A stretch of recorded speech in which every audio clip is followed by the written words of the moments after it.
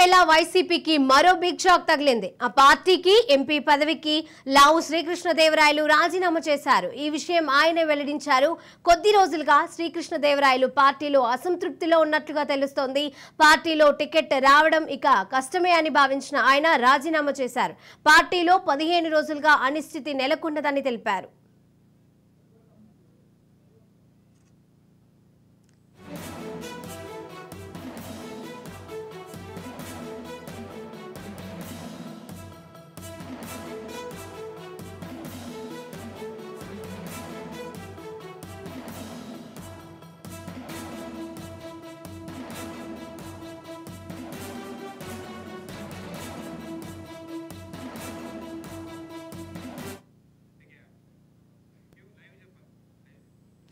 Parliament వేళ వైసీపీకి మరో బిగ్ షాక్ తగిలిందని చెప్పొచ్చు. ఆ పార్టీకి ఎంపీ పదవికి లావు శ్రీకృష్ణదేవరాయలు రాజీనామా చేశారు. ఇక ఇదే అంశానికి సంబంధించి మరిన్ని అప్డేట్స్ మా ప్రతినిధి రమేష్ లైవ్ ద్వారా అందజేస్తారు. రమేష్,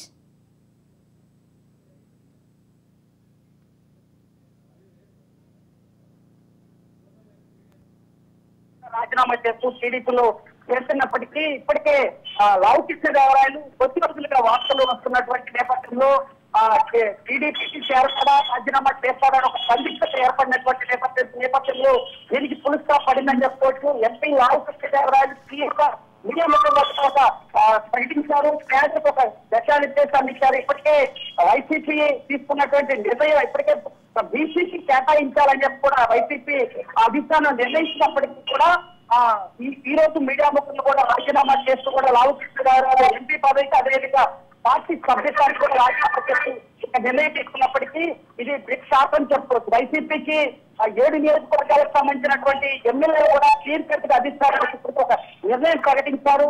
ఏదైతే లావు కృష్ణదేవరాయలు కొనసాగించాలి, ఏదైతే మరి లావు కృష్ణదేవరాయలు పార్టీ నుంచి వీడితే జరిగే నష్టాలు కూడా ఒక అధిష్టానాన్ని నిర్ణయించినప్పటికీ కూడా అధిష్టానం క్లియర్ కట్ గా కూడా బీసీకి కేటాయించాలని చెప్పి కూడా సామాజిక సమీకరణ నేపథ్యంలో కూడా బీసీకి కేటాయించాలని చెప్పి కూడా అధిష్టానం నిర్ణయప్పటికీ ముందుగానే గమనించాం. బీసీకి కేటాయించిన తర్వాత కూడా లావు కృష్ణదేవరాయలు ఎలాంటి నిర్ణయాలు తీసుకుంటారని చెప్పి కూడా ఒక నిర్ణయం వచ్చినప్పటికీ కూడా పూర్తిగా కూడా లావు కృష్ణదేవరాయలు రాజీనామా తర్వాత టీడీపీలో చేరే అవకాశం ఉంది. ఏది ఏమైనా పల్నాడు ప్రాంతంలో లావు కృష్ణదేవరాయలు చేరడంతో కూడా టీడీపీ వేసేసే అవకాశం ఉంది. ఏదైతే ఇప్పటికే టీడీపీ అధిష్టానం కూడా లావు కృష్ణదేవరాయల పైన ఒత్తిడి ఉంది.